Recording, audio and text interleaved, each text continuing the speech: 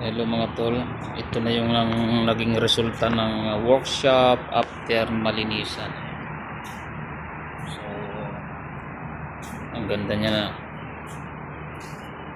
Ayan, kailangan laging malinis para maging attractive lagi sa mga customer. At syempre, anytime na bumisita yung may-ari ng company namin, at least malinis siya. Ayan, diba? Ayan, ang daming langis nakatambak. Ito yung opisina.